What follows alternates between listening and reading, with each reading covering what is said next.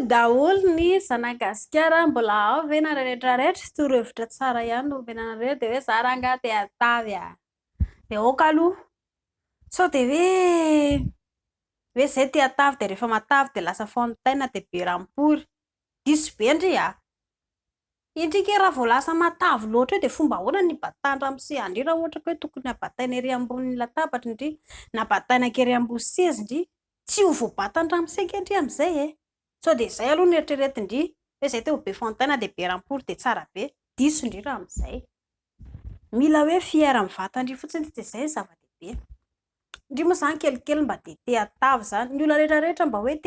teo ahia indrindray izany mba te hatavy omenandry ihany izany ny sipapy sao dia ohatra indrika hoe kely loatra fa izao aloha ho an'ny tovovavy malagasy ka hoe te hatavy dia aoka aloha aza mipingapingy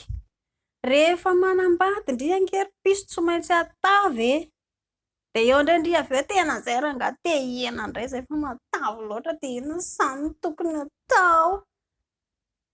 dia inona indray no ataondry eo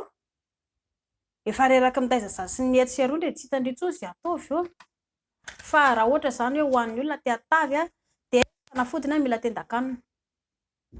mihinan-kanina tsy ankijanona indray dia loza marary ho vavony avy eo tsy maintsy lazaiko foana lafy tsara sy ratsy na dia ianareo mahalala ny mahasoa anareo izay aloha zavatra ny izany ny ataondry voaloha mila tendan-kanina mihinan-kanina matetika mila mitsakotsako matetika dia miomana amin'ny vavony satria hiasa foana ny vavony ny vahaolana manaraka ihany koa dia tsy misotro rano amin'izay izany indry somary lasa mitombo ilay tavy ao anaty kanefa indry raha ohatra ka tsy misotro rano matetika dia ho hitan-dry tsara ihany koa fa lasa ho maina ny ao anatin'ny vatandry dia arakaraka indry ihany io aloha dia manaraka ihany koa dia ilay mipetraka lava ho an'ilay olona mpiasa birao ireo aloha amin'ny ankapobeny dia somary matavitavy izy indrindra fa ny kibo indray dia ny vodiny koa somary ngezangeza satria sy mipetraka lava dia raha ohatra indry ka te hatavy dia izay ny vahaolana hoe afaka ataondry ho an'ny olona te hatavy indray ihany koa dia matetika matory lava lasa manao kamo velona izany indry dia lasa matavy tampoka eo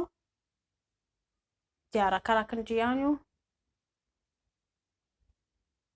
dia matetika koa indry izany somary hoe makamaka aina lava somary vatandry izany somary hoe mirelax somary mipetraka lava dia nefa ny vatandry raha ohatra indry ka hoe tia lasa mipetraka lava ohatran'izay dia mampalahelo avy eo lasa ilaina ange vatantsika ange mba mihetsiketsika lasa mampatanjaka raha sendra lasa ngeza loatra ihany koa indrina lasa ngeza loatra ialahy ilay miakatra amin'ny tohatra iny ange lasa sarotra be ny miakatra amin'ny tohatra eo na ny hoe andeha hanenjika ankizy ohatra hoe sendra mitaiza zaza indrina mitaiza zaza ialahy dia fomba ahoana ny iarahana ny ankizy mila ray aman-dreny ilay mipelipelika manaraka ankizy ireny indrindra efa ngeza dia sarotra be arakaraka indry ihany io izany raha ohatra ka hoe mety amin'indry dia indry ihany lohanao an'ilay izy dia izay lazaiko izay mila manao tendan-kanina indry mila misakafo tsara dia izay fanafodiny dia mihinana sakafo